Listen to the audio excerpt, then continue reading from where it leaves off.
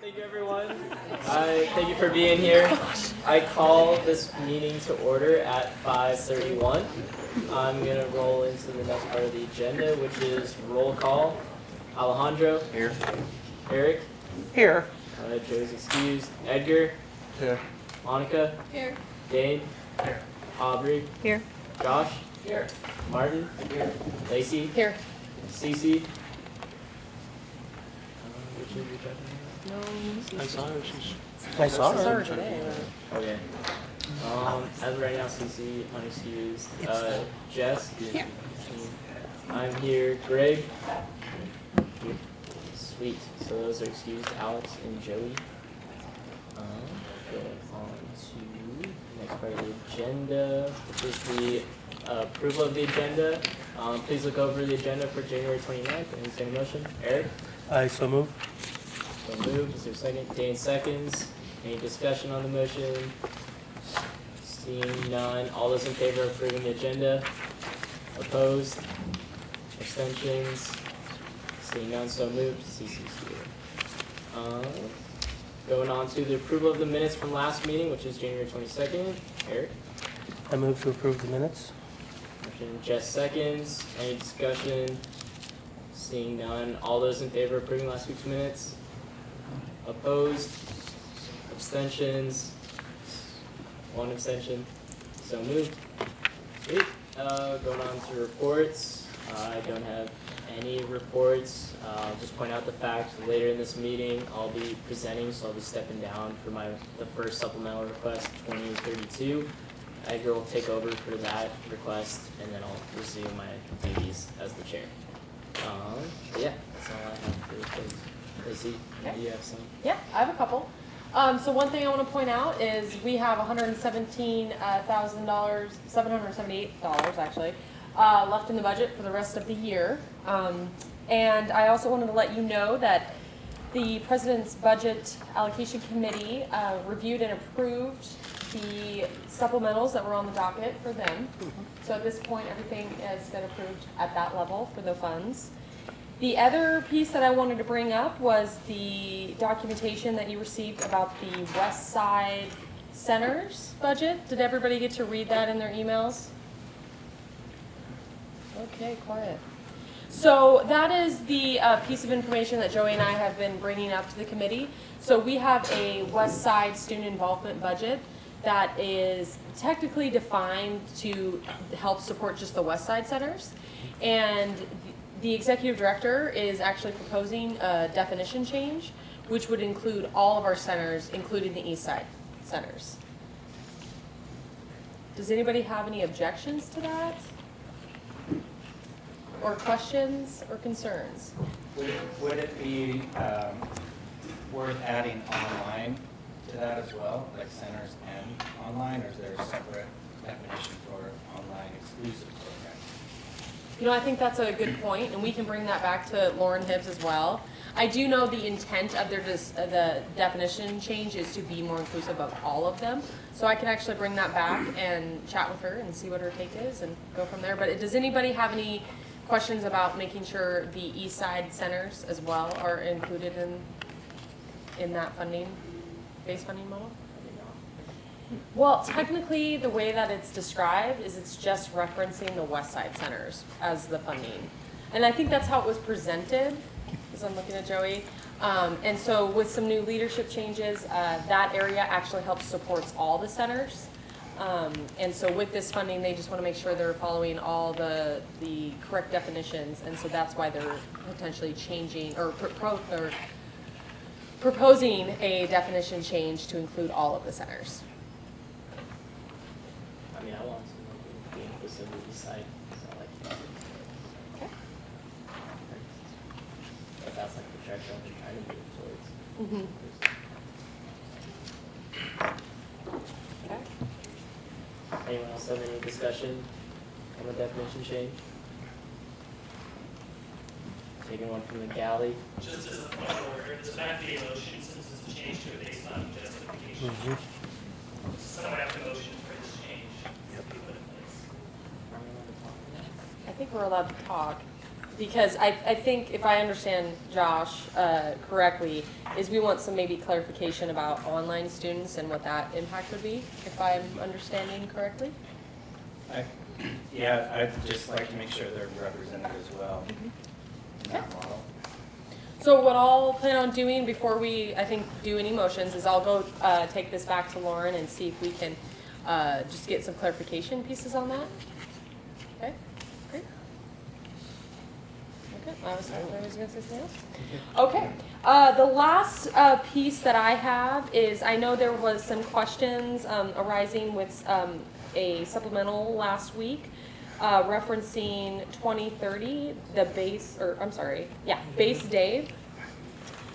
So Joey Bryant reached out to the chair of music to get some clarifying pieces, and so I just wanted to share that with the committee. So Todd shared with us that there are no requirements that he's aware of for any classes or anybody for them to be a part of a club. So if there is any information, please feel free to share that, but he will be following up on that piece. But at that point, he's not aware of that. As far as the requirements for performances, there's a lot. He sent us actually a lot of detail. I won't go into all the detail that he shared, but basically the music department has over 200 performances a year, and per their accreditation, the students and for the program, they actually have to attend at least 8. So that they have basically out of 200, they have to attend 8 a year. That's correct. Oh, 8 a quarter. Got it. Okay, so they have to attend 8 a quarter out of the 200 performances a year. Is there any questions about that? Did I pull up the- I mean, I guess just to clarify, that makes kind of like the base club request totally allowable based Yeah. off of what we've done. Yes, so to clarify, just in case there was confusion, at this point, we don't have any information that would say otherwise, so at this point, this S&A supplemental is allowable expense. Other than that, I don't have any other updates. Okay, so let's done with reports. We move on to the next part of the agenda, which is public comment. First call. Any public comment? Guy? Yeah, as you know me, my name is Guy, or Guy O'Connor, and I'm the president of the Electric Vehicle Club. Again, we have no presentation or anything on the docket for today, but I want to say, hey, you know, you're taking these trips, you're taking your shuttles, your airplane trips, you're driving places, you're committing carbon. What you can do is offset the carbon. So at the Sustainability Cafe, I'm also the leader of the transportation table. We're developing a method. We're going to work with all of the people, whoever are involved within the departments and programs at this university to create a standardized calculator for offsetting your carbon, whatever mode of transportation you're taking, which will be optional. You can opt into this program. At the moment, that's what we're thinking. So if you're taking an airplane, if you're taking a shuttle, a van, a car, personal vehicle, or electric car, hey, you can calculate your carbon offset that way, and then you know what you need to do that, if that makes sense. Right now, since the university doesn't have an official method, what I would recommend on a personal note, this is not an advertisement. I'm just personally, this is my opinion. There we go. Not the opinion of the university. There's a site called carbonfunds.org/carbon-offsets. And you can do that right there. And what they do is they plant trees that are equivalent to the carbon that you're committing. So just pointing that out. Cool. That's my comment. Thanks, Guy. Any other public comment? Seeing none. Move on to old business, which is supplemental funding request voting. We will first do request 2027, which is National Shade Conference, or America Conference for PESH, which was $24,999. I'll open up the floor for discussion.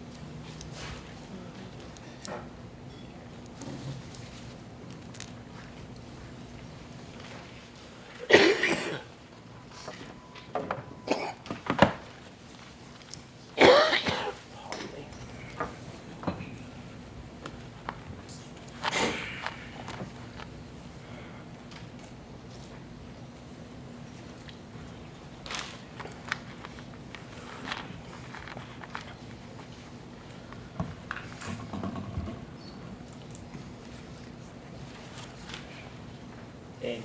Well, it looks like a big opportunity for these students from PESH. In their description, it says that it's their first time being approved for a presentation at the national level here. Looks pretty good for them. What else do you guys think? 30 students. It's a lot of. Eric? I think that's wonderful that they've been approved for a national presentation. I don't know that spending, when we have $117,000 left and spending $24,000 for their request, I don't know, or almost $25,000. It really would take a lot of money away from other possibilities in the future if we were to fully fund that request. Yeah, and when you asked them about it last week, they said that they'd be willing to reduce the number of students to accommodate for that. Because as you know, we've got some other requests coming up that are like almost $20,000 each. We have a presentation tonight that's, I think, $19,150. And those presentations would take away most of the money. So I think I'd like to make a motion, make a motion to approve half of that, so what is it, $12,500? There's a motion on the table.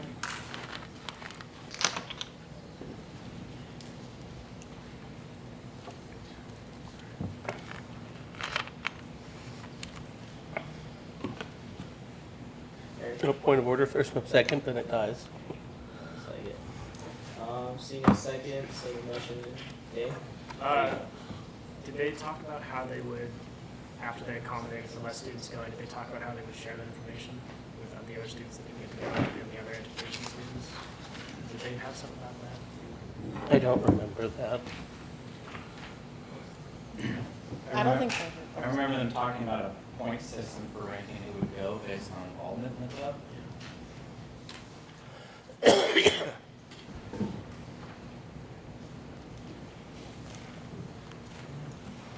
Eric?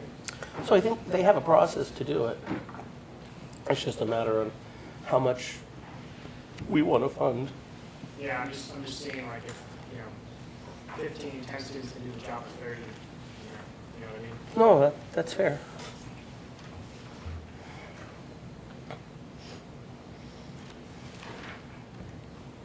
Eric? Question of Dane, is that a motion?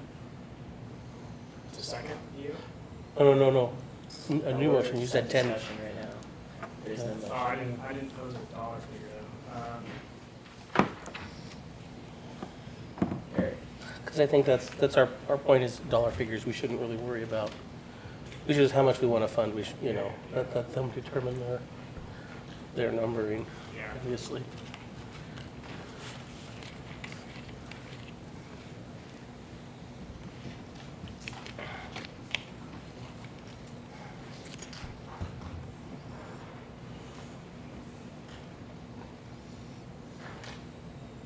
I mean, obviously, the biggest cost is gonna be the transportation.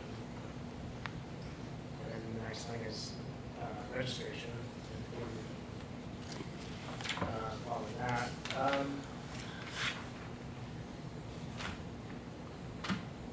12.5 is fine. Motion make 12.5.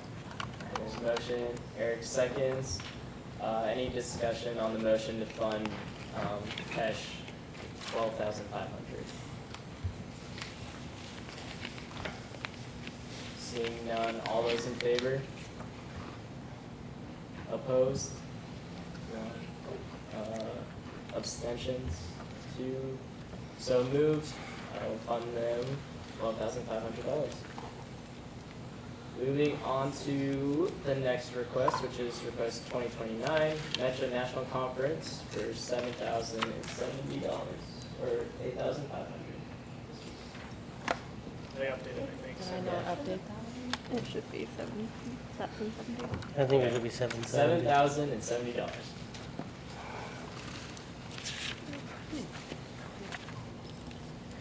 I'll open the floor to discussion.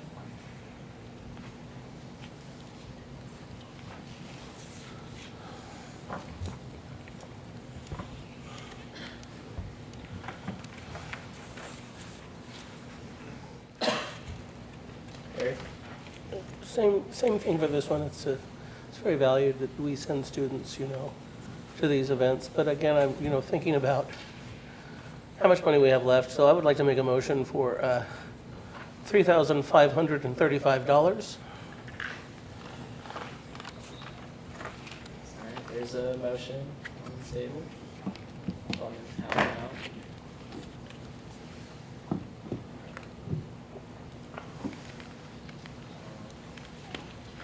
As there's no second, that motion dies. You say 2,500? $3,535. $500.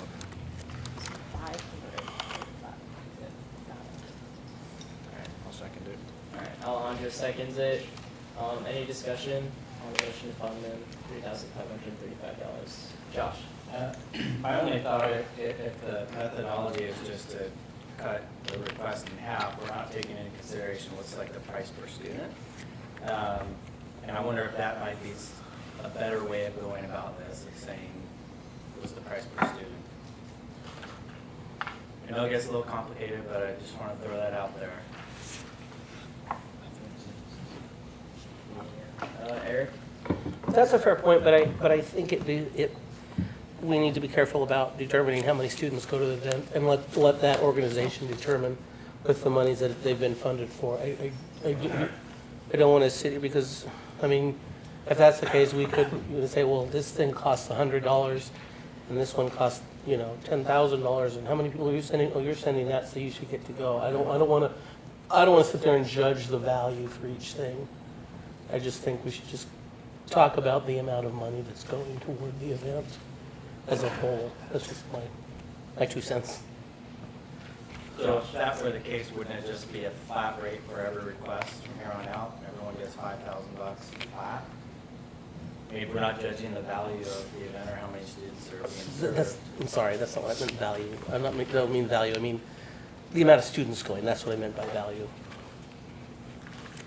And how much each one is costing, whether it's value. All of these requests are valuable, but we have to consider the amount of money that we have left and being fair to all parties that have requested. Just going off of that, this group is soft funding D3, or at least one other person, one other group. Just kind of good to see. They talked about using the Airbnb presentation last week and how that's going to save costs with hotels. So they're cutting costs.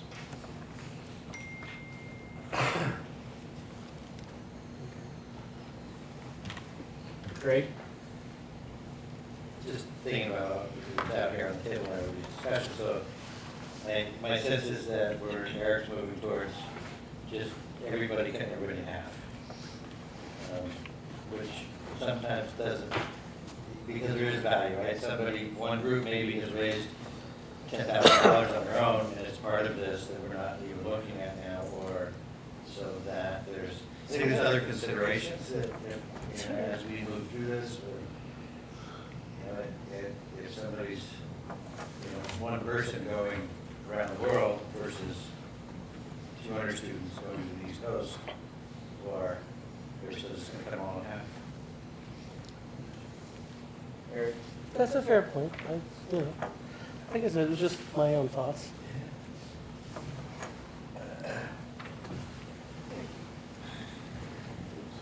I think for me, going forward, if we're going to go through this approach, I just have a heavy heart. I feel like because we're priding ourselves on being equitable and fair, so it's hard for us to justify just like this week alone, we just start cutting requests in half, where we kind of knew the direction that this budget was heading, probably like 3 or 4 weeks ago at least, just by the way we have been allocating money. So I think something for us to keep in mind is that just because where the budget is now doesn't mean we should necessarily punish requests as they come in. If anything, I guess they could be rewarded for getting their request in now before the deadline, and then we can move forward from the situation. But I think the best thing that we can do is be equitable and fair and take each request the same way we would if it's like the first week of school. Cece? I was looking at their request form. they've sought out outside sources to help them with their costs, and also there's like a criteria for who gets to go.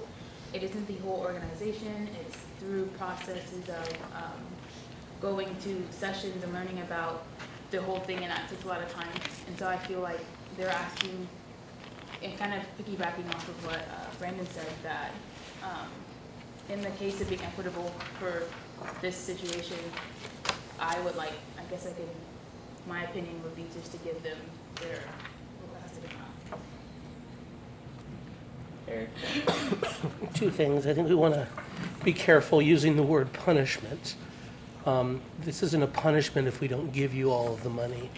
And secondly, I recant my motion, and yeah, there you go. And so just, is that okay? There's no longer a motion on the table. Greg? So, looking at this, we're at 105. Yeah. In past years, have we gotten to a certain point where we voted to throw another 100 at this, or another dollar amount at this budget to have more, or is that an option? Is that going to be something we're going to move towards? Because maybe we should consider that now, if that's something we're going to be thinking about. And just one other thought on the kind of going 50% is that then those proposals coming forward, then do we just, increase our, on paper, what we want, so that we know we're going to get cut 50%? Lacey? I do think we're supposed to be discussing this specific supplemental. So we can address the budgets, I believe, later in our agenda. But just to a point is, yes, the S&A committee has increased their budget throughout the year, depending on which year we're talking. So yeah, just a point of order, we'll continue that conversation later if we decide. But this is just about this funding request as of right now. Cece? Can I motion? Yeah. Can I motion to give Mecha their 7,700? 7,070. 7,070. Cool. Alright, there's the motion on the table. Josh seconds. Any discussion on the motion? Seeing none, move to voting. All those in favor? 6. Opposed? Abstentions? So moved. In the full amount, $7,070. Next request, 2030, which is base day with Kristen Core, base club for $1,600. I'll open the floor to discussion.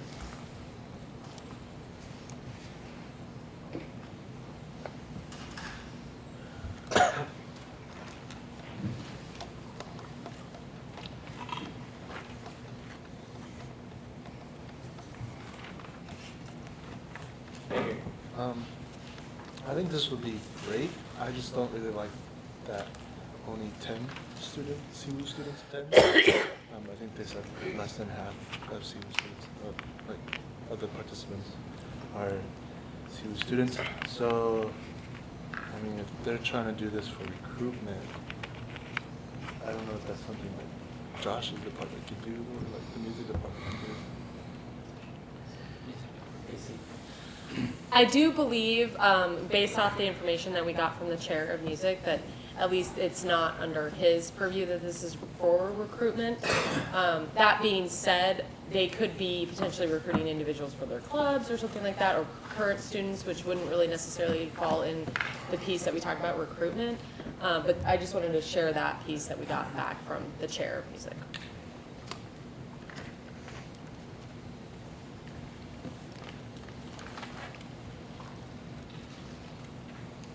Edgar, or Alejandro? Yeah, I kind of agree with Edgar. Like, I don't feel like necessarily comfortable with reusing student funds, and like it's not being used by the majority of students. I don't know. Feel comfortable. What? Oh, I said I don't necessarily feel comfortable if most of the people attending this are not even students. They're using student funds for it.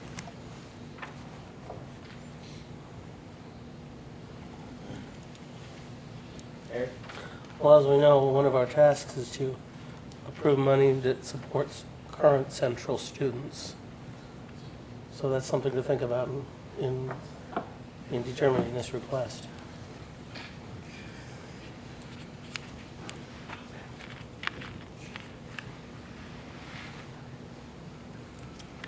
Dave? Well, if I remember right, they said if we do not fund in full amount or whatever, or not fund at all, they would go to the department, and they haven't asked the department because they feel that the department doesn't have the extra money to do so, to help them. They also have, $700 in their club account, so, I'd like to make a motion to approve $500. There's a motion on the table. Is there a second? Seeing none, the motion dies. Still in discussion. Dave? Still fund the central students that normally attend. Egger? So that's the case between those two, 166. What's that? I make a motion. Make a motion to fund only $160. So there's a motion to fund them $160. Is there a second?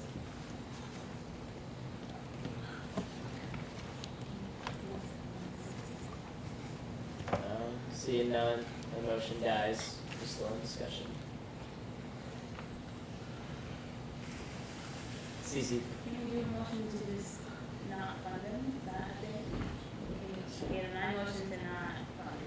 There's a motion to deny the Monica seconds.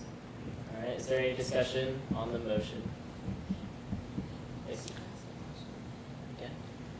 So my question is more of a clarifying question. So are we discussing not funding them due to the impact of the current students?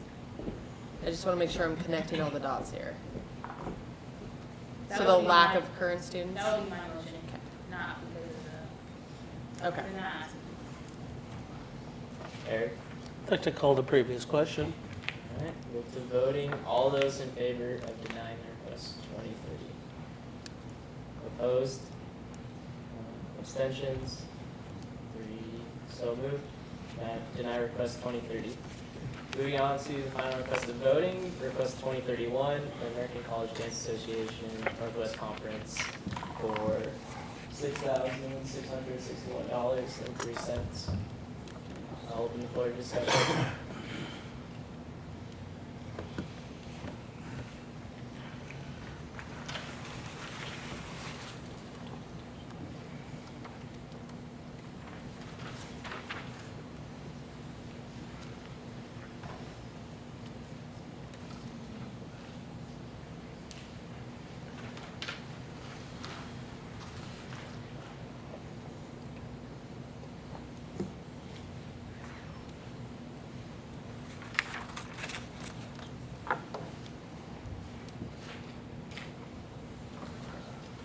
Is there discussion on request 2031?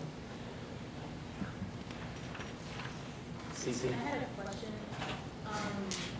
In their request packet, they mentioned that some people were not, they had funded themselves to go.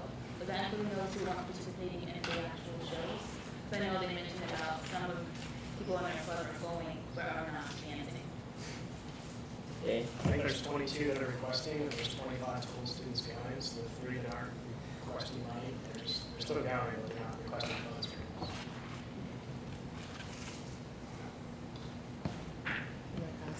Mr. Galley, do you want to answer that question just to clarify? Yeah, there's 22 students going, 19 are requesting.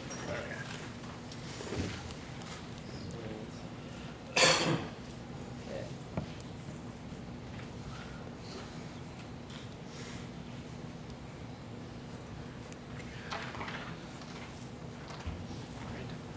Okay. It's like a unique opportunity, right? Because there's only 4 colleges with dance programs. However, like we've been kind of talking about tonight, there's a large amount of students going. I mean, everything costs money, right? So,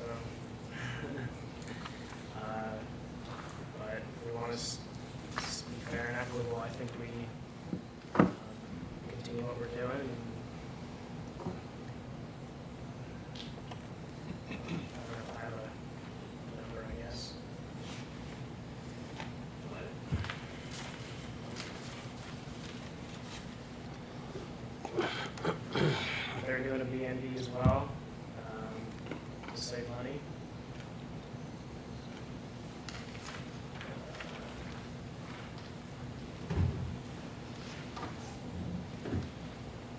I'd motion to allot them $6,000. Motion, $6,000. Eggers has a second. Eggers seconds. Is there discussion on the motion to fund the $6,000? Alright, seeing none, we'll move to voting. All those in favor? Opposed?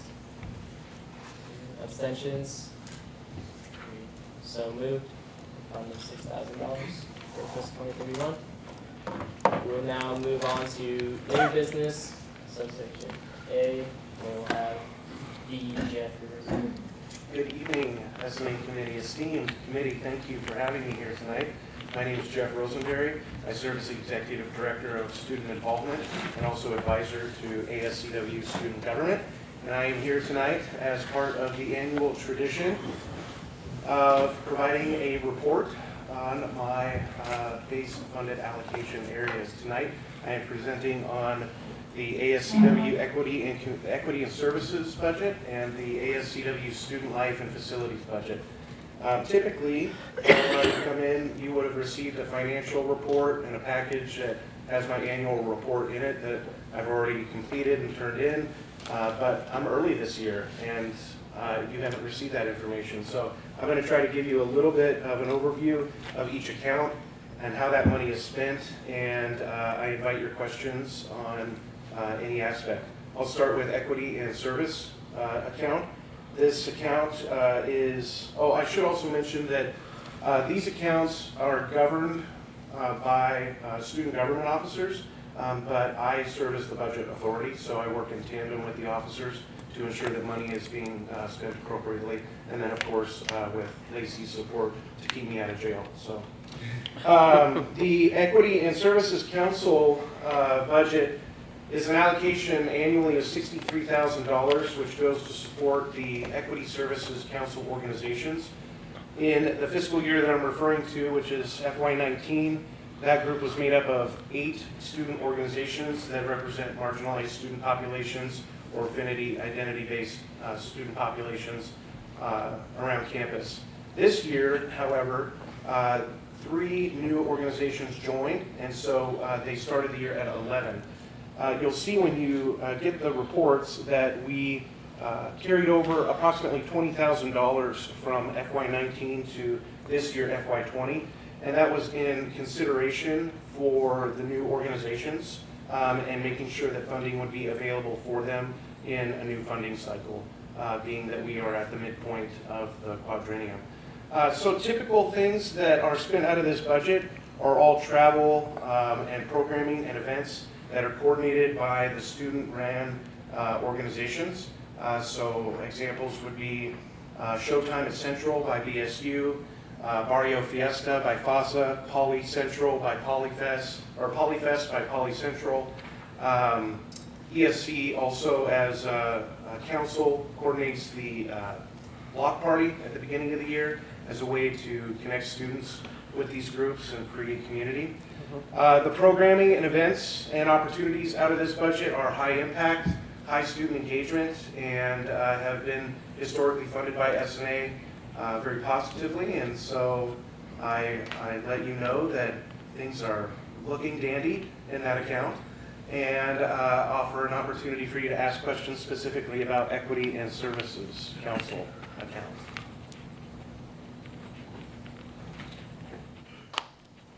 Yes. Dandy. Dandy. Okay, just wanted to clarify here. Dandy, right.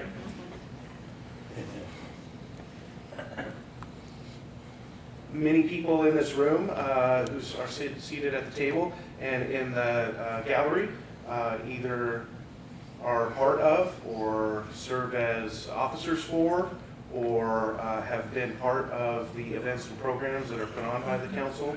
So we thank you all for your support for those events and activities as well.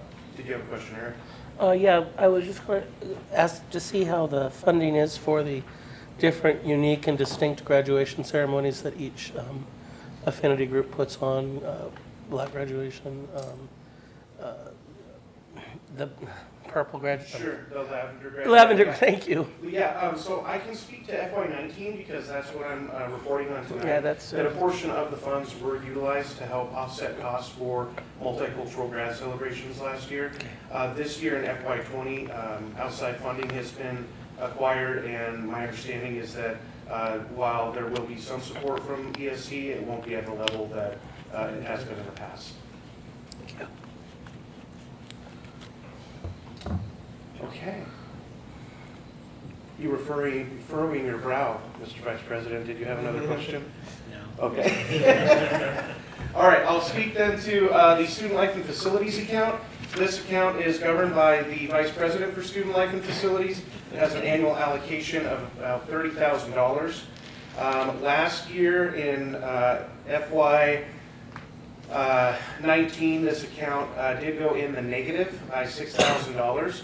That was intentional, however, because in FY 18, there was about an $18,000 carry forward, and it was an intentional move by the Vice President for Student Life and Facilities, Jocelyn Matheny, to spend down that account and utilize it in ways that were appropriate and emphasized program, events, and support for students. This account operates Wellington, the mascot, which I'm not at liberty to say who is Wellington, but I can tell you that we hire up to 3 people to be Wellington throughout the year. And Wellington, attending your events or being at your wedding or whatever, it's all at no charge to students. So we have had alumni reach out to us who have literally asked to have Wellington at their wedding. And so that's not unheard of. This account also provides financial support for high-impact, high student engagement programs like Student Appreciation Day, Parent and Family Weekend, and Homecoming. And also hires student assistants as well. Yes, Eric. You're reporting on last year, there was a deficit, and a year before there was a positive that was spent down. Is there a need to request money in the current requesting cycle for them for this year? That's a great question. Our student funds manager would describe the current situation with that account as tight, but probably not in need of an additional allocation request. Yeah. Thank you. Is that accurate? Okay, other questions? This account also helps support the Traditions Keeper Medallion Program, and I am happy to report that one of our newest medallion recipients is in fact Vice President Joshua Hibbert. Yeah. Where's the medallion? We'll get it to you. It's in a minute. Okay, thank you for your time. I guess. Thanks, Jeff.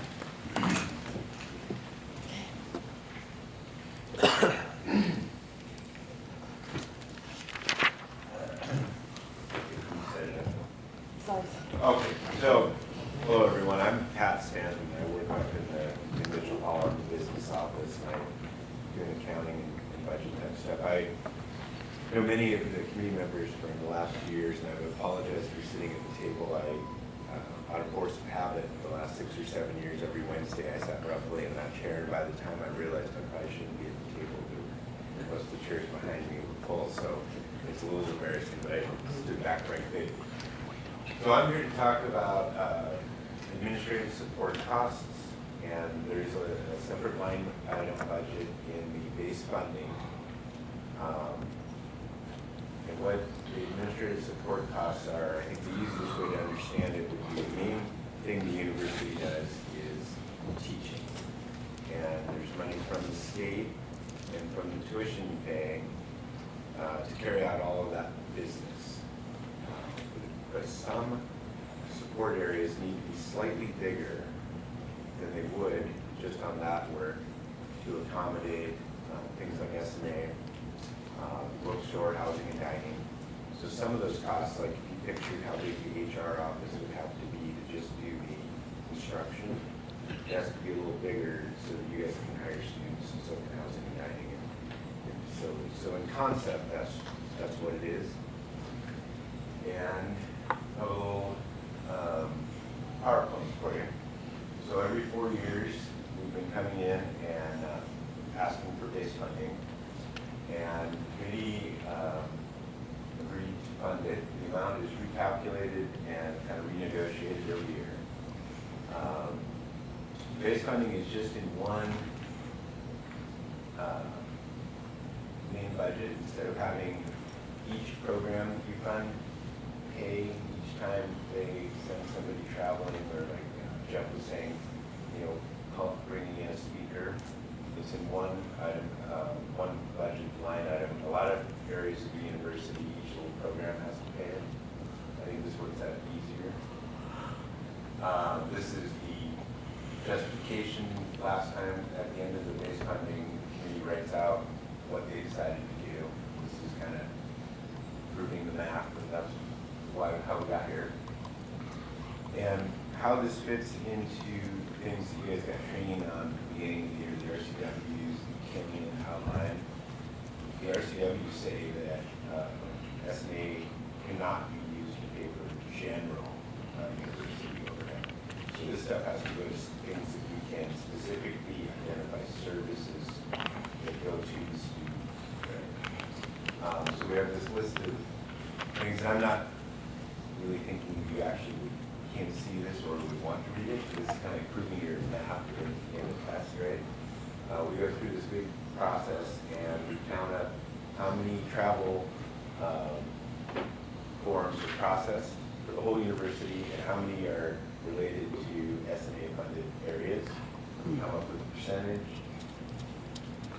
These are the areas that we do that kind of math on. And if you have questions, I can explain what the math is if you're curious.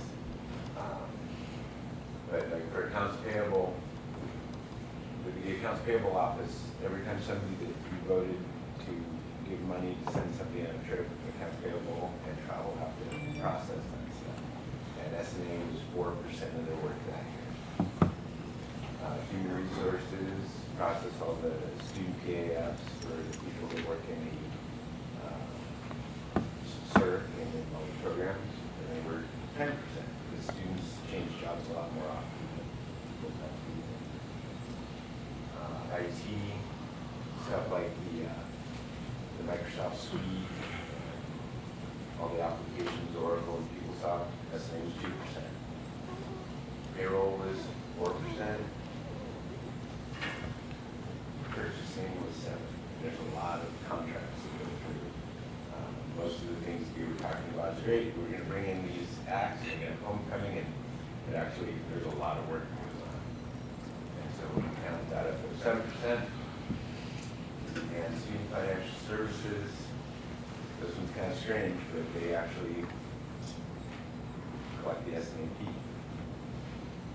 Somebody has to, and they also do department accounts and some of the club account activity, and that worked out 4%. So, you know, I think one thing that you might want to think about is like the S&A has their own accounting office. You know, actually like their own little bank, right? It's Lacey and her staff. And I think in that case, that makes a lot of sense.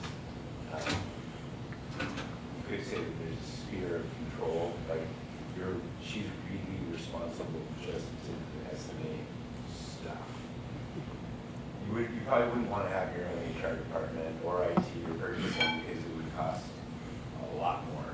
And sharing this pooled service is probably a really good deal. And again, S&A is not charged for general university overhead. Things like you don't have anything in your budget or any of this to pay for the police and security, grounds, the president's office, or me, right? I can give you some examples. I guess I'm a general overhead. So I went through that pretty quick. The one that was done on the committee for a while, I've seen this before, and I've heard about it. It's pretty common at other universities. Folks are okay with it. Housing guiding pay, continuing ed. There's a slew of them. But I think out of respect, once a year we should come in and tell you about it. And if you have any questions?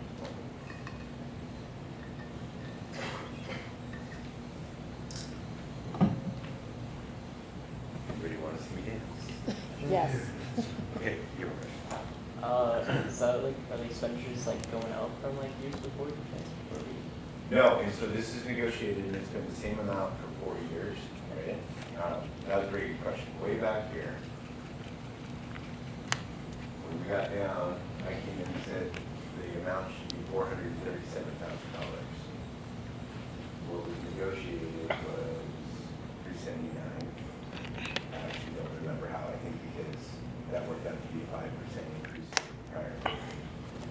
And it's been this for 3 years, and the costs of running IT and our payroll have gone up because of state mandated cost of living increases. So, you know, in a way, I think you're in fair shape, right? I don't know what'll happen in the next base funding round or how that negotiation will go, but I wish you all luck with it. So that's a good question. Well, if not, thank you for the time. Yeah.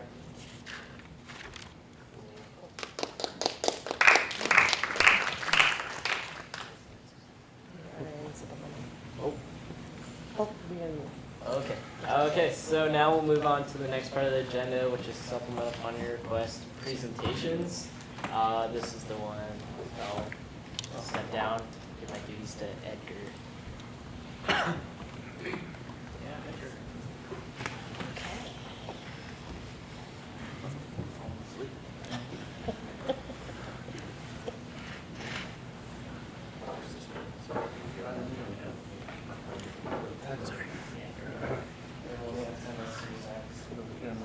Thanks.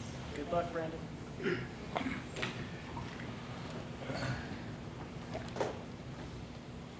We are the Cross-Cultural Leadership Program cohort, and we are inspired. We are connected. We are united. We are educated. We are courageous. We are ambitious. We're compassionate. We are confident. We are accepted. So, the Cross-Cultural Leadership Program cohort is comprised of 10 CWU students, and we host bi-weekly seminars where we allow speakers to come in and share their experiences regarding leadership as it pertains to different cultures around the world. In addition, CCLP aims to provide students with the necessary tools to become better global leaders. And lastly, to conclude the academic year, CCLP plans to take our annual spring cultural immersion trip, which includes So who will be attending this trip will be us, CCLP cohorts. This trip will take place in Cape Town and Johannesburg, South Africa. So while in Cape Town and Johannesburg, we'll be immersing ourselves in daily South African culture by participating in multiple activities, including a community service project. And we plan for this trip to happen March 21st to the 31st or the spring break of this year. So our trip will be 10 full days, lots of activities, different experiences, but we just wanted to highlight a few for you today. The first thing we'll be doing when we get to South Africa is learning the Ikosha language that's learned in Cape Town to really immerse ourselves into the culture and learn a little bit about themselves. Another experience we'll be having is we'll be going to Robben Island, which is where the prison was where Nelson Mandela was in prison. We'll also be going on a tour with Lionel Davis, who was a prisoner with Mandela at the time. So we'll be getting to hear his firsthand experiences and struggles during that time. Going along with that, we'll also be going to the Apartheid Museum. And during this time, we'll be learning about Nelson Mandela's work in South Africa, what he did to eliminate the apartheid, his work as the South African president, and we'll be getting to learn that side of things about the culture. We'll also be having dinner with Jasmina. Jasmina is also up top there. Jasmina is a local South African woman who has opened her home to us, and we'll be learning about her experiences in South Africa, her culture, how she experiences her daily life, what are her meals, the different traditions they'll be doing. So we'll be really getting firsthand experience with Jasmina during that experience. And then lastly, we'll be doing a service project with Bafu Malele, and with them we'll be upskilling young adults in Cape Town. And we're really excited to do this because during our bi-weekly meetings, we really enhance ourselves with our cultural knowledge and our leadership skills, and we'll be applying that firsthand with the young adults in Cape Town, and so we're very excited for these experiences. opportunity will benefit the students by demonstrating cultural openness, through first-hand experience while engaging with the community. We'll be applying leadership skills while participating in various activities, and also we'll be engaging in a service project with adults and children. And finally, we will also learn about the language, the culture, and more leadership skills. Perfect. And so I know a big question probably is how will this impact the student community, but I want to talk about how CCLP has already impacted the student body. One is our alumni. Just so you know, in the 9 years that CCLP has been around, we've had a 100% retention rate. Everyone has found themselves in leadership positions because of this program. We've had people become global influencers and educators, to senior manager roles in Fortune 500 accounting and finance firms, to full ride scholarship PhD students. One of them's Lenny, who's become a full ride PhD student over in Oregon, as well as Liz, who still today gives back to the CBER community as she works full time with CLCE. And with that, I just want to give you a quote on what CCLP has done for Liz and her experience here. The Cross-Cultural Leadership Program continues to be the highlight of my college career at Central Washington University. The program connected me with peers and professionals that were passionate about culture, identity, and self-exploration. The immersion experience introduced me to international interests that ultimately led me to my teaching abroad and eventually my role at CSE. So it's due to opportunities like this where we can actually show everyone the true Wildcat experience and show that it's not what we're going to bring back, but it's the type of impact that we've already had. Another specific impact that we've been able to have is through the food pantry. So when we went to New Orleans last year, we had the opportunity to go to LSU, where we were able to see their centralized food pantry. We were able to explore the model that they based it off of and take pictures. There's a picture right there. And based on that, I was able to bring that back, and I was vice president, on the PUSH executive board, which is Presidents United to Solve Hunger, which is a club on campus that deals with all of the pantries across campus, dealing with food insecurity for students. And so right now it's kind of at a point where it's a little bit unorganized. The students are having difficulty getting around to all those pantries. So I was able to bring that information back about a centralized pantry and bring the pictures back in the model, and to help further their point about trying to move towards a centralized pantry and how that would benefit the students. And so yeah, that was an awesome opportunity to be able to bring back that kind of specific information and apply it directly at the school. Yeah. And then another prime example, especially with Sam, is Nate Million, who you saw earlier, who's now the president of the Black Student Union. He took the knowledge that he got from being part of CCLP last year when we went to New Orleans, learned about Mardi Gras and the type of impact that's had on the culture there, and definitely the Black community. With that, that's inspired Nate to come and kind of enhance the Wildcat experience here with the Black community by giving ESU workshops and events that are open to the entire campus community, where he teaches everyone about Mardi Gras and the history, which through that he empowers all the students in definitely marginalized groups. In addition, we'll have Aurelie taking the videos for our vlogs, and we'll be writing vlogs daily, and this will be updated daily. And that is our way of directly communicating back to students here what we're doing. And through that, we can share knowledge of our experiences that we have in South Africa, and that can also inspire them to become more culturally competent and discover other new cultures that they haven't maybe taken a look at before. And I just want to touch on that these are posted every day while we're down there, so it really keeps the Wildcat community connected with the entire experience each day as we're down there. So how is this going to be benefiting CWU as a whole in the future? So one of our high quality programs that we produce through the CLCE is the Nelson Mandela Tribute. As we look around in the circ, we see a lot of events that highlight the importance of cross-cultural leadership, and Nelson Mandela is no exception. Up in the corner, that is one of the pictures from one of the various events that came through Nelson Mandela. And Nelson Mandela was a former South African president, and he highlighted education, community, and equity, which is all something I feel CWU tries to embody every single day as we walk through the circ, all the educational buildings. That is something we're trying to implement. And to continue building off of this, we have educated a lot of individuals that came to our program for Nelson Mandela about Nelson Mandela, the South African community, the world of rugby, and we also connected with people we wouldn't normally connect with on a daily basis. So this is just to further enhance the quality programs that we produce here at Central. So one of our goals for this immersion project is to enhance our cultural competency by developing ourselves as diverse leaders to make an impact to CWU and our future communities. To conclude this spring immersion project, we as a cohort will be giving a presentation at Source, highlighting our experiences from this immersion project, and we'll use this as an opportunity to share our new knowledge and understanding of South African culture and leadership.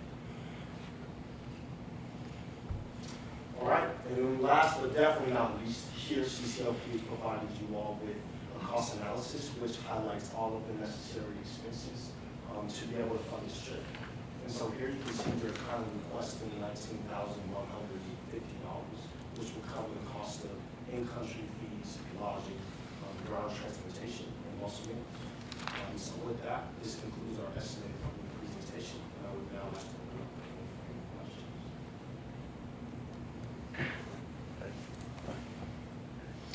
any questions. Is the country you'll always go to South Africa, or are there other possible places that you could take this? I'm just curious. So in the past, the way we've done it is every other year it's an international trip. So last year we went to New Orleans, and then this year it is year 2 up to. Oh, okay. We wish to travel internationally.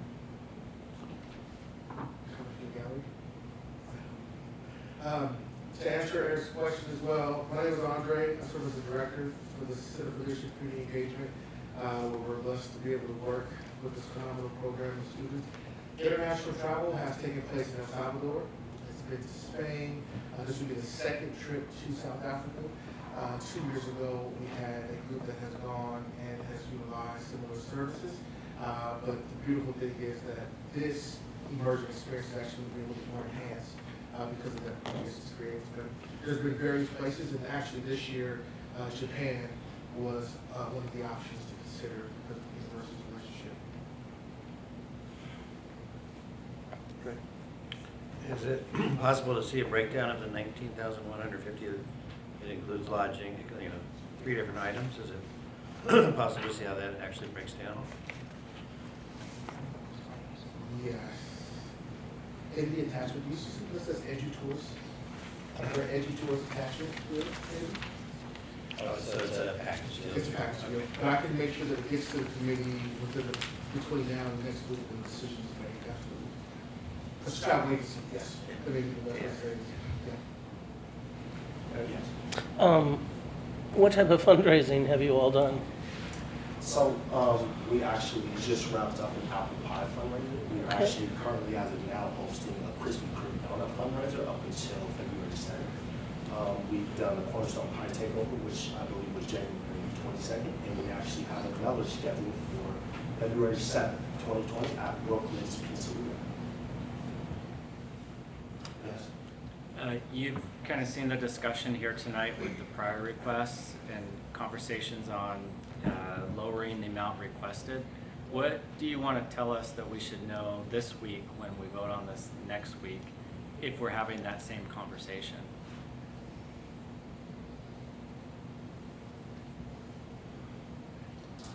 I think the thing is like we're going to do our best to make sure that we find available funds, regardless of what happens.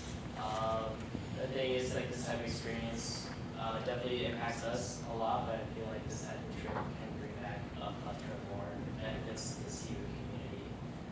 So I think that's a big sacrifice that we can do, as well as while we're there, we're still staying connected with the Ellensburg and CWU community. One additional thing I would also like to add on to Brandon's is during your discussions, you talked a lot about how is this going to impact CWU, and one of them even tonight because there wasn't a lot of CWU representation. And while it only looks like we're 10 people, we're 10 people who have friends, who have family, who talk to people who have 3 classes every quarter, and we talk to people who talk to people, and that gets people involved. That's how people get involved. And so us, by going to South Africa and having this immersion program and learning about cross-cultural leadership, we're soaking up all this information just to spread out to everyone. And so that's how ultimately we get it across to the whole CWU community. If I can add a comment to it, so eloquently put, this is the second time within about 10 plus years that CLC in the group, cross-cultural leadership, has come asking for supplemental. It's normally funded through our base funding as well as the fundraising endeavors that have taken place. However, within this 4-year quadrennium, the base funding request that we submitted was about $75,000 or $70,000 less than we received every year. So us being in year 3, we've been able to sustain within year 1, year 2, now coming in year 3 with it being international travel. We do not anticipate this being consistent. This, however, happens to be a unique circumstance where we have our base funding that we can actually allocate to CLC. We have an endowment, their fundraising endeavors. It becomes critical for them to be able to have access to these resources. And it's not something that we anticipate coming back next year for. It's something that's open to students year-round, or it's open to all students to participate. And the trip itself, the integrity of it, the needs that it meets, and the student learning outcomes have been thoroughly vetted by the International Office of International Studies and Programs. And they not only endorse, but they work with us every step of the way to make, from the people who we hire, to make sure we get the most affordable crown package in company, to ensure that we have a safe trip, that is well organized, and that it meets all the learning outcomes. That helps. Will any of you be, any of the travelers from receiving academic credit? No.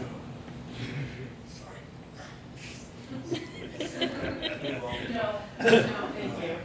If I can just add something.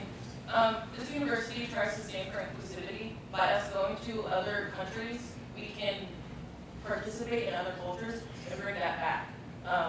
It's important that all cultures can be represented and celebrated at this school, and by us going there, it gives us an opportunity to get as much information. So any student who comes here, as there's many international students here, they get a welcome and more understanding as they come to a new place.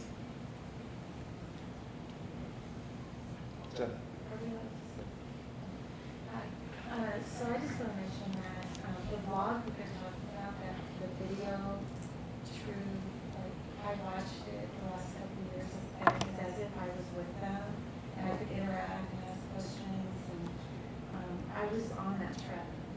There's no question about it. And when they returned, I was able to understand and think about how they were situated and what that coming back here was like. And so it really is phenomenal experience, and when it is shared, borders of when they're there, you can be with them. It's pretty amazing. I wish you would show it, because you have it on your website if you want to do more research. So we have time for one more question. I just wanted to say that I appreciate that you've done so much fundraising and that you're continuing to do fundraising. As they say, a pound of flesh in the fight is good, and I'm glad to see that that's there. So thank you. I was just curious about how you all are selected to be a part of this cohort. Is there an application process? Was it just the 10 of you was all that Andre could round up? Are there others that are denied? Is it based on? There is an application process, some of which have been a part of the previous year, so depending on recommendation, they're allowed to put forth the recommendation for being a part of this year. The beautiful thing that we're really excited about is next year. Right now, we're going to fund 10 students, which is why I'm asking for resources. Now that we're looking at how we can continue to enhance it and grow that application process, to make sure that it has better marketing to where all students are aware. We just submitted for, Oh, sorry. I think we're actually out of time. So if there's, yeah. Okay, are there any other questions? I had a question. So for the fundraising, is it 7,500 or 5,700? 5,010. So it's not 7,000. I think she asked because it says 7,500 on the Yeah. sheet that's submitted. Also says 2,000 for travel insurance on our sheet too. You guys got 200 of it. She said it was only $20 times 10 people, so that should be like $200. I would anticipate this being the most accurate. This is the most up-to-date, yeah, I'm so sorry about that. Are there any more questions?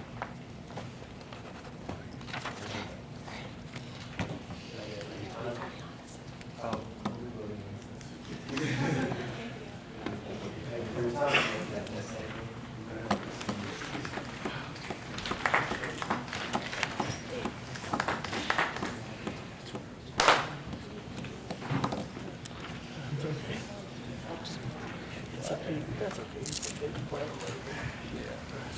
Cool. We are now moving on to request 2033, which is the 2020 Women in Aviation Conference, the Women in Aviation CWU chapter for $6,600. You have 10 minutes to present. Hi, I'm Sarah Fish, I'm the co-president of Women in Aviation. I'm Ellie Williams. I am another co-president of Women in Aviation. I'm Natalia Hoffman, I'm the vice president, and I'm Lucy, the treasurer. So we are all on the board of Women in Aviation International. This is our second year being established at Central. Last year we were kind of getting it up and running again. And this year we're hurting the NGPA. So a little bit of background information about the Women in Aviation Club is that we're a nonprofit organization. Our goal is to kind of help women understand that they do have a chance in the aviation field, whether that be being a pilot, mechanic, an air traffic controller, what have you. And the Women in Aviation International Club provides us with scholarships that we can apply for, mentors, so if you actually sign up online, they connect us with women who have been established in the field that we can talk to, no matter where we are in our flight training. We have events, so this past year we had our first Girls in Aviation Day, which is an event that we held where it basically focuses on girls ages 8 to 17. We had it here at the airport, just to introduce them to aviation, what it is, what it's all about, where they can start, because a lot of people don't even know, even students here, that we do have an airport, we do have an aviation program. And our goal is just kind of promote women in aviation, like not many people know about us and who we are, that there is a woman in aviation population on campus. So some statistics, the 2022 graduating class, there's about 120 in total, 15 women.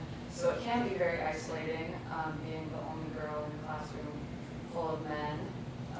Dropout rate for the aviation program is 50%. Out of all pilots in the U.S., about 70% are women. That number continues to grow. By the grace of God. And almost half are set to retire within 10 years. So Boeing estimates that over 100,000 pilots will be needed in 20 years. So we do have a huge shortage, which is why it's important that we let it be known we can need women in the field. For the conference this year, we are taking 5 board members, one from tonight. But this year we're actually taking 5 additional general members. Last year we only had the opportunity to take our 5 board members because we had just reestablished our club. The application process for that, we had girls submit an application, just filling out a questionnaire, why they wanted to go, because we do want people who are going to be, participating and going to the educational speakers. We want people who are going to be into it, not just there to lollygag around. So what we do there, we attend educational sessions. Last year we kind of split up, divided and conquered, so we all went to different ones and we kind of came back, told each other what we learned. That is actually how we were able to have our Girls in Aviation Day. We were able to connect to other clubs as far away as Ghana, some in India, just to see how they went over there. It is March 5th to 7th in Orlando, Florida. We learned chapter leadership skills. We went to a seminar about how to stand out in the field as a woman, and to summarize a successful chapter. And then what we're going to do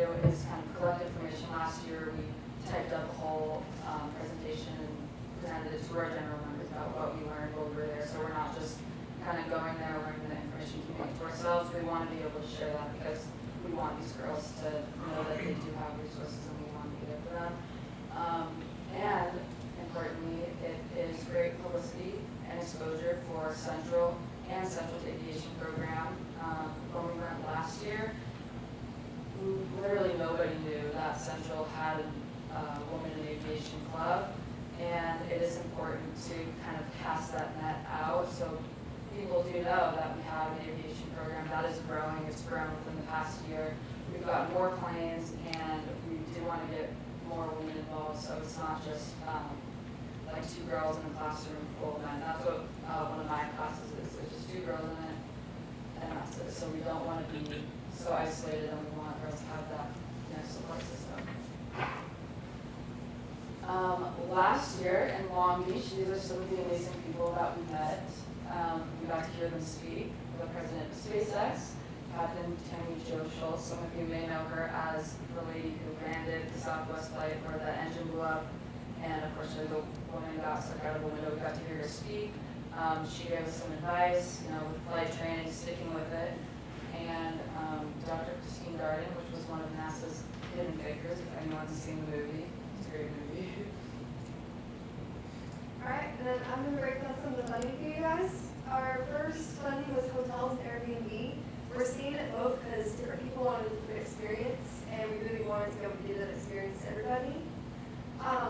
People staying in a hotel are paying out of pocket about $300 per person, so it is significantly cheaper, closer to the Airbnb price. So that total is $2,100. Food, depending on funding, will either be per diem or $20 a day because the conference does provide some food. Airline tickets, we went for one of the cheaper options, but still non-stop, so that we made sure we got there. And tickets were average $380, so between $360 and $400. The conference tickets are $200 per person, and we're taking 10 people, so that's $2,000. And we did decide to go with Uber because we did not think it would be significantly cheaper than a rental car. So that only got $200, depending on how much we needed it. And then we were hoping that S&A could pay for the hotels. We're using fundraising money to pay for food. We already have about 400 fundraised. We wanted Career Center to help out. We already got funding from them. We're hoping Funds Council could help pay for the conference tickets, and then S&A again for the Uber tickets and rental car. Just some little things that we've been doing to fundraise. I'm kind of proud of us for doing it, but every Monday we sell Krispy Kreme donuts and syrup for $1. Come by donuts. Yeah, come by donuts. We do a huge Costco run. Natalia makes like breakfast burritos, sells them at the airport. We have a movie night in the works. Do you want to elaborate? Oh yeah, pretty much I just go out to the airport and I just make food for people, and it's just donation, and so I make breakfast and I switch into lunch, and they're like all day. So between like all of our fundraising, we're usually putting in about 30 hours a week for fundraising for our group. And each day brings in almost $100 or over $100 of fundraising. Yeah. So we're hoping to continue doing that until 3 days before the trip. And this is kind of a breakdown of where the funding is coming from. So fundraising is going to cover about 21%. Pub Council a little bit less. Career Services maybe $500. Diversity Center, we're anticipating a little bit of money from them. We're not sure yet. And we're anticipating money from S&A to cover about half of it. Career Services is confirmed. Pub Council is anticipated. Diversity Center is anticipated. Like we said, we have confirmed 400 for fundraising, and we're anticipating to make 2,500 fundraising overall. Sweet. We just have some questions. Lacey? Do you mind going back to your budget breakdown slide? Sorry, the next one. Yep, that one. So the request is for $6,000. Is the $6,000, I thought you were trying to line item it, but is it just in general? Because I see the total cost is supposed to be $12,000. Or am I reading that right, that it's supposed to be $12,000? So that was kind of supposed to line up, so it's exactly what we're kind of asking money for. 12,000 would be on the higher ends, but I don't be cheaper than that just for cost cutting. So we were hoping that you guys could help pay for the hotel, airline tickets, and the Uber rentals. Okay. How many women are in your program, in the aviation program? Do you know? Like the program as a whole or just Well, both maybe. In the club right now, we have about, I'd say 15 to 20 members total, which is a huge step up from last year. When we just started, we kind of got to that bigger. I don't have the exact number for how many women are in the program. I just know the 2022 class, because that's my class. Yeah. It's about 20 per 100 boys. Yeah. Alejandro? How many of you have previously attended the conference? Yeah, our first year was last year, and she's a few times. Josh, you have a question? Yeah, sorry if I missed it. How are the general members selected? 5 board members and 5 general members out of the 15 to 20 total members? Yeah, so we wanted it to be fair, so we had them, we made a questionnaire and then we sent it out, we asked them to fill it out, and we basically based it on who we thought wanted to be there the most. I mean, we wanted people who really wanted to be there, have the agenda for Who actually sent in their things by the deadline?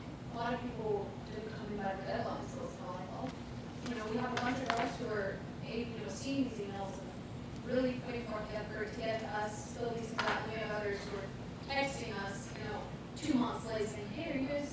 So it's like, it was very obvious who wanted to come and who, didn't.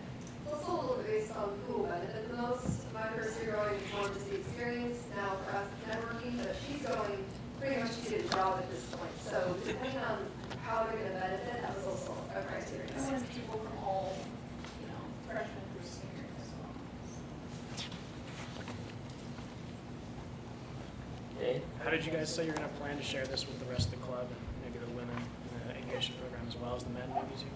Yeah, so we were thinking, we didn't discuss it in the PowerPoint, we were thinking of just doing the same thing as last year where we kind of at the end of the day, we sort of type together everything that we learned and then we can put it together in PowerPoint to present at the next general meeting.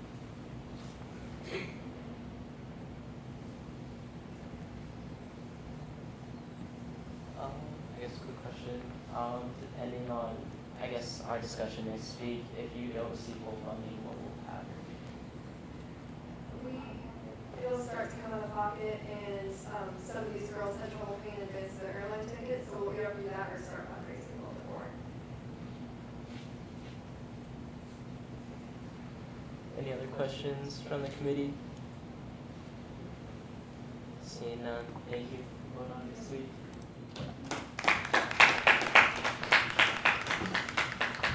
Awesome. Moving on to request 2034, which is Alpha Kappa Psi for, this is $2,102.39. Is that 10 minutes to do that? I think it's the site got the right one. Good evening, everyone. I'm Michael Wilson. I'm the president of Alpha Kappa Psi. I'm Sandra Tomlinson. I'm the vice president of Alpha Kappa Psi. And so I want to talk a little bit about what PBLI is to begin with, and then go on into some more of the details that will edify your questions. So PBLI is Principal Business Leadership Institute. It's an annual institute, region off into 3 or 4 different regions. 4 regions. 4 different regions throughout the country for all of the different chapters of Alpha Kappa Psi throughout the country. So Alpha Kappa Psi as a whole, we are a worldwide fraternity open to all majors and all genders. Over here at Central, we just use the full title Alpha Kappa Psi, even though our chapter name is Kappa Psi. So we are a professional fraternity, not a social fraternity, just for clarification. We focus on trying to help develop people into model individuals based on their individual aspirations for the long goal in life. So for business is where we initially started as a fraternity, but we've broadened to all different majors, and we really focus on trying to help people be able to get the job they want after they've graduated college and be successful. So while we're there, we're going to be focusing on different aspects such as that, as well as different officer trainings. So we have all of our officers going to, slated to go to PBLI. And then we have some general members as well. So at PBLI, there will be like sessions that we will be attending. We will be taking notes on it. One of the sessions have been how to raise capital. So for members like Michael and myself, we are inspiring entrepreneurs. And so learning those kind of skills, you don't quite get to learn them even in the entrepreneurship program, or at least in any of the classes that I have taken. So learning these kind of sessions will really help us, and I'm hoping to go into one of my classes and kind of do the session with my fellow classmates who are also inspiring to be entrepreneurs. Where will we be staying?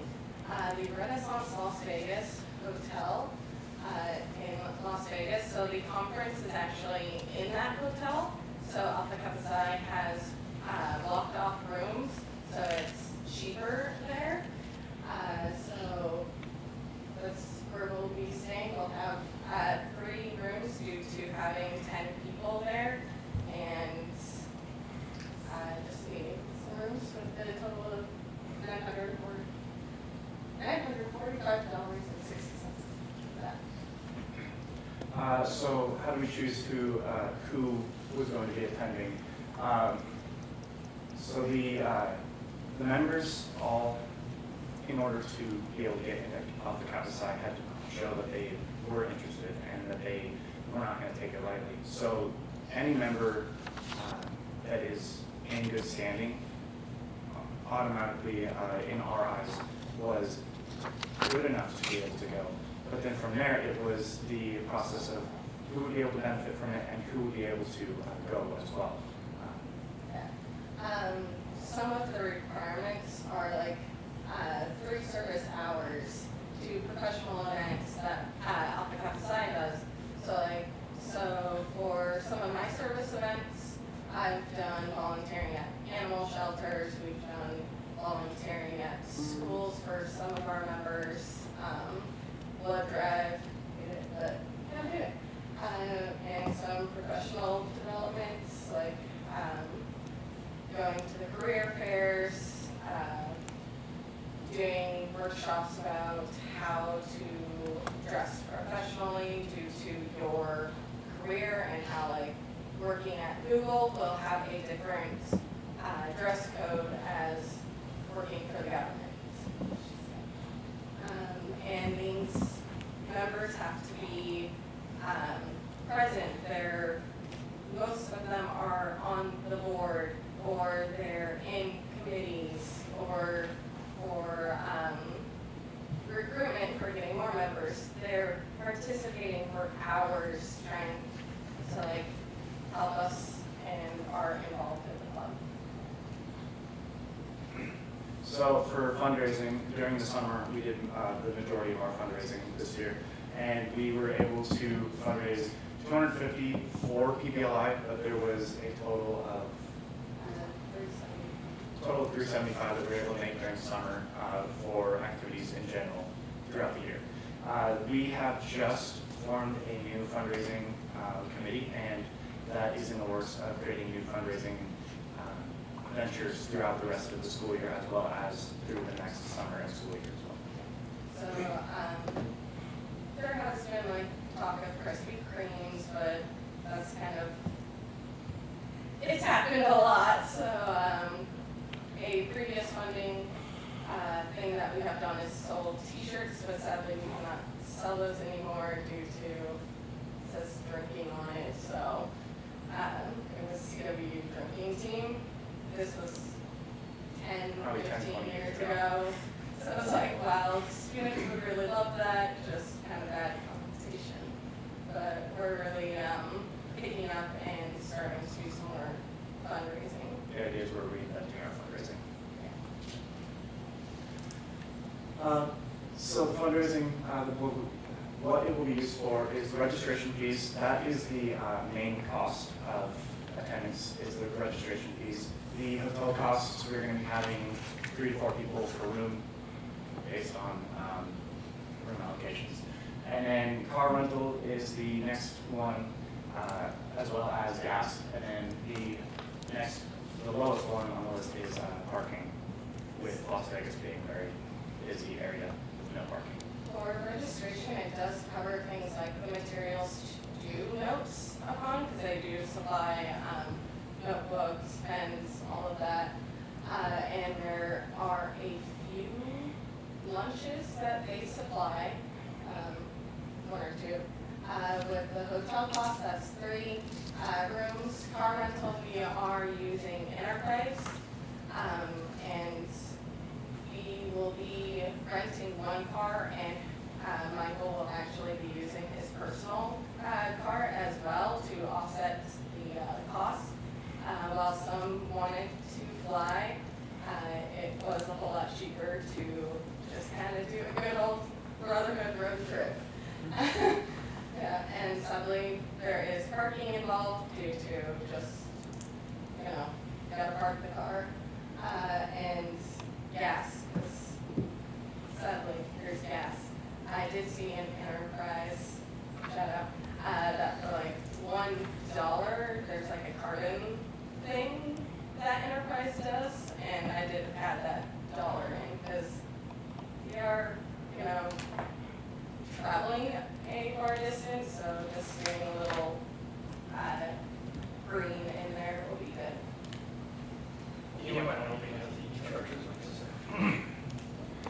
So what we hope to bring back is there's a bunch of different events, different sessions that they'll be doing throughout the entire time that we are there.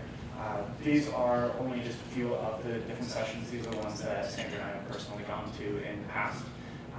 But there are many, many more depending upon what your interest is, what your field of study is. And so we hope to bring these back to not only our general membership, but to the school as well. We hope to put on professional development events to be able to help other students be able to be successful in their field. Perfect. Yeah, 10 minutes of questions. Open up to the committee. Lacey? Based off your packet, it looks like you have requested from the Funds Council as well. Is that correct? We requested, we haven't been able to do any presentations so far. So it hasn't been confirmed yet? Yes. Okay, great. Thank you.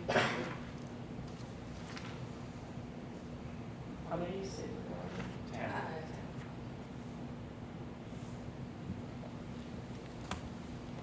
are? 10. Greg? The 10 are students and members of the club? Correct. Yes, all 10 are members in good standing with the school and with the fraternity. Greg? And the dollar amount you're requesting of us, I'm not sure if it's, is it clear on here? 2102? Is the numbers? Yeah, it's They're factoring in the Funds Council, right? Yeah. Yeah. So it's like 3,300 something, subtract the 1,500, hopefully supplied by Funds Council and that 250. That'd be nice.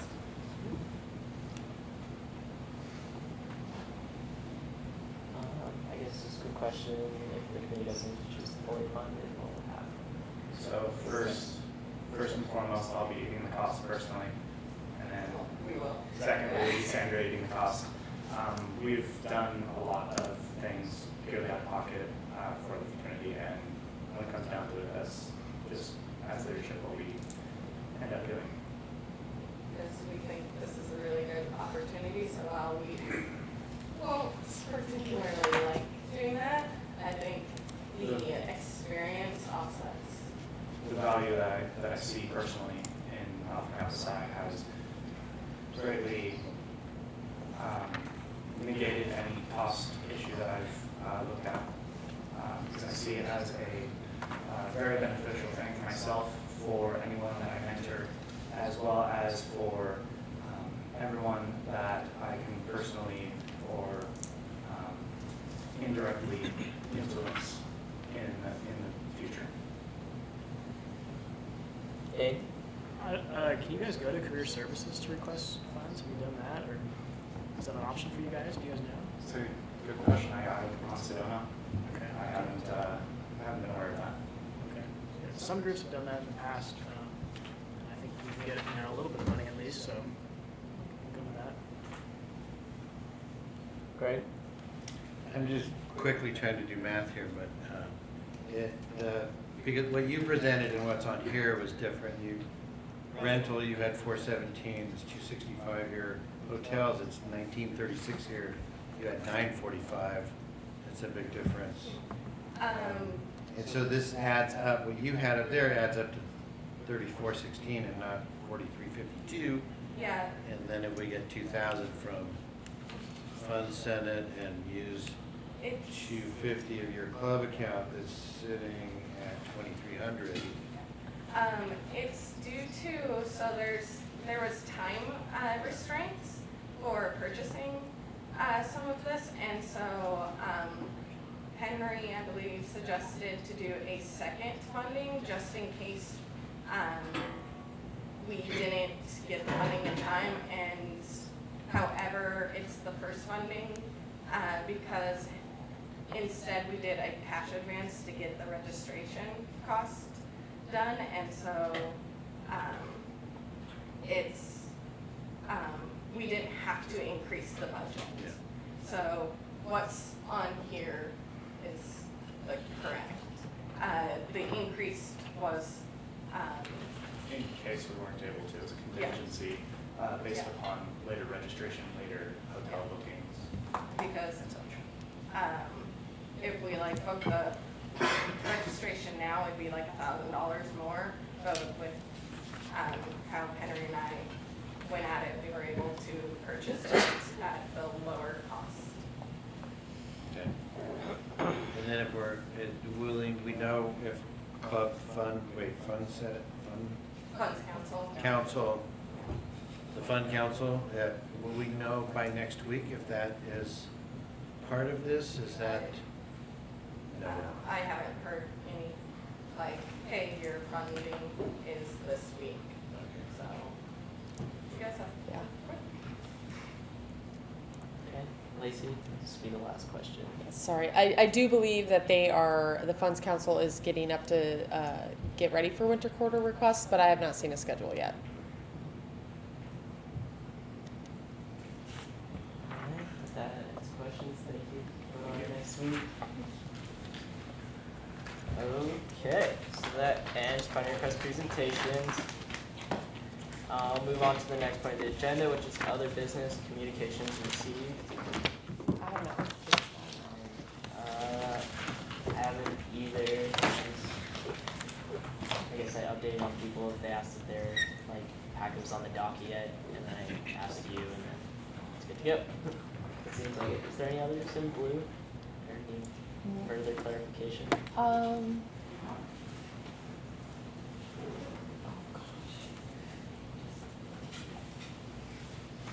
There are a couple of questions out there that I have for one request, but it's just some logistical paperwork.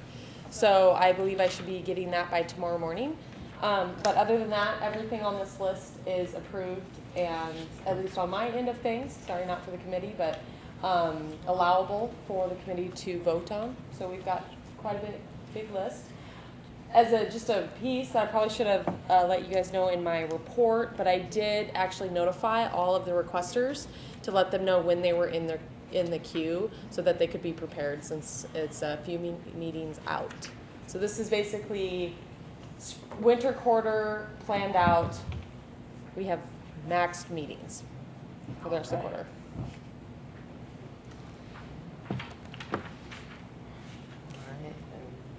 That's it for communications received. We'll move on to public comments, second call. Eric?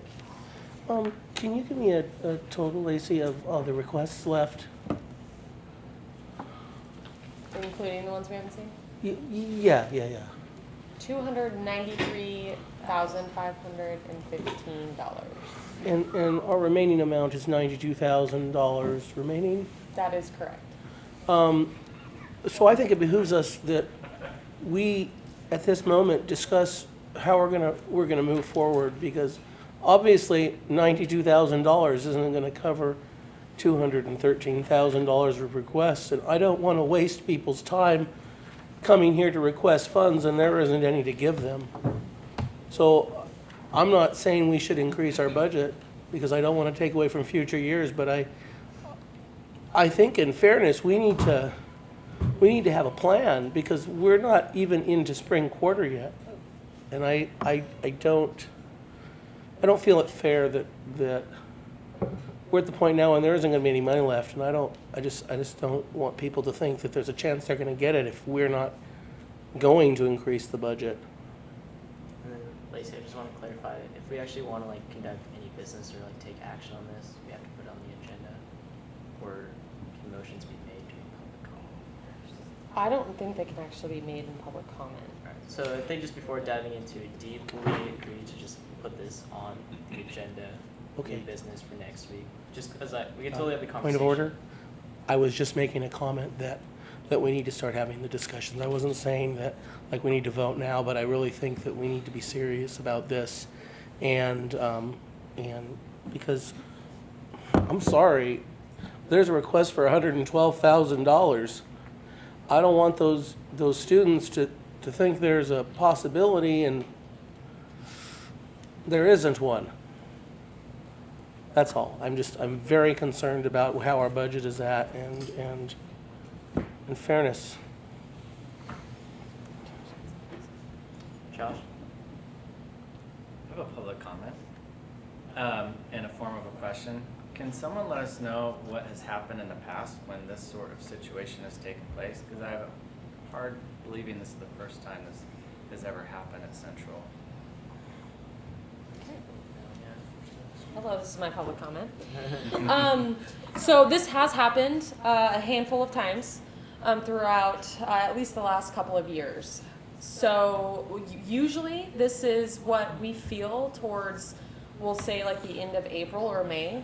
So we're feeling it a little early, but I do think that by setting some deadlines for some of the supplementals that we're seeing them earlier than we used to. So that being said, what we have done, or what the committee has voted to do in the past, is they have actually done kind of a mixed bag of sorts. They have increased their budget. That was one solution. And then they have also, there was a couple towards the end of the year that they actually denied. Now, I would say we haven't necessarily been in this dollar figure range, but we have been in a situation where we're getting low on budget.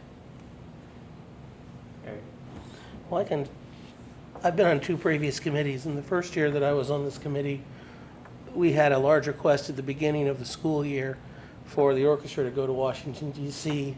The request was roughly $123,000, and we approved 75% of that. And then that year, because of that, our budget, I think we made was $200,000 at the beginning. And that year we increased it $100,000 to keep it commensurate to all the other requests. And then last year, if I remember right, there was a moratorium on funding requests that went in at some point in the spring quarter to say we're not going to allow any more requests to go through. And then we didn't actually extend the budget, I don't believe, did we? No. So that's kind of like the mixed bag.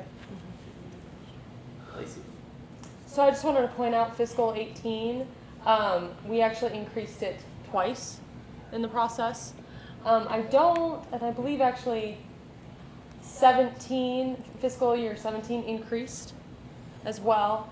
Fiscal 19, I actually don't think we increased. There was, as you can see, a lot of funding was rolled back. And so based off that funding rollback, as you can see, that was almost 72,000. So we kind of just ended up making it work last year.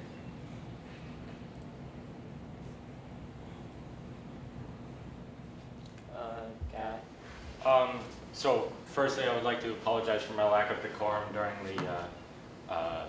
the last presentation. I apologize for coughing under my breath.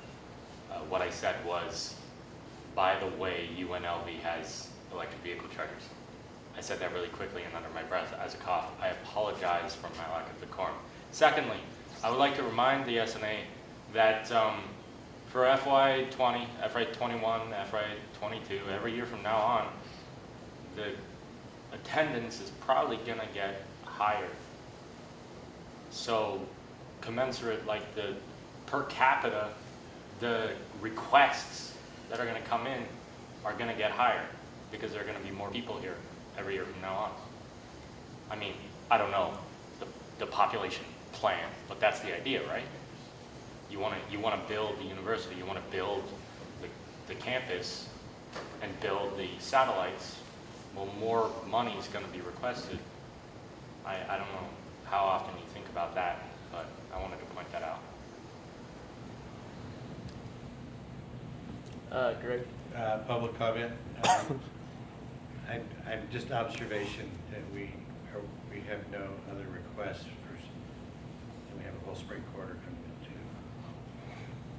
Do we just cut it off? Lacey? Yes, we do have quite a bit of work to do in spring quarter that doesn't actually have anything to do with supplementals. So just to keep that in mind, we will be conducting continually with program reviews like we had today, and then that goes throughout the rest of the year. And we do have to also review the annual reports that have been submitted that we have not yet had time. So due to the requests that we've had for winter quarter, we've kind of pushed off some of our general business off to a later date, just as a point. Lacey, what would happen if we all somehow decided to raise the budget $50,000 or $100,000? Like, what would happen to next year's budget or to the? So the short version is that it would just decrease the one-time money that supplemental is pulling from. So yes, there's money in there right now to increase our current year's budget, but it would impact the future years and what that budget could look like. So to give you an example, if we increased our budget to $400,000 this year, it could mean that in the future years our budget is $200,000 or $100,000 or so forth, depending on what that looks like. Because basically we are depleting one-time money. Jess? You were talking about with the new deadlines, it's kind of changed the way they've sent them in. Are a lot of these things that are scheduled for way later on in the year then? Things like maybe that are happening in June, they wouldn't normally submit until maybe March, but are in earlier because of the deadline. I would say we're seeing them a little earlier, but I don't see a whole lot of requests that are happening in May. So there could still be things that are happening in May that we come through, but we are seeing a lot of things that are happening in February and March and even trickle into April. And so historically, they have requested, we'll say on average of a handful of weeks before they actually travel. Now we're seeing them, I mean, their actual requests were a couple weeks ago turned in and just catching up. So the first request that we actually saw this quarter, they submitted in November. So we're trying to work through a queue, but we're now just seeing basically spring trips in the queue. But this is not typical of when they would have been turned in the past without the deadline. Correct. We are definitely seeing requests getting turned in earlier than in the past. So yeah, based off public comments, kind of said we'll talk to Joey and Aubrey and put, I guess, like our budget as a discussion new business for next week, so we can actually talk and conduct business on it. Also give us a week to think about it, think about the effects. Everything that can happen in possible ways. Eric? I move to adjourn the meeting. There's a motion. Dane seconds. Discussion. Seeing none. All those in favor? Opposed? Abstentions? So moved. Thank you. Adjourn the meeting at 7:17.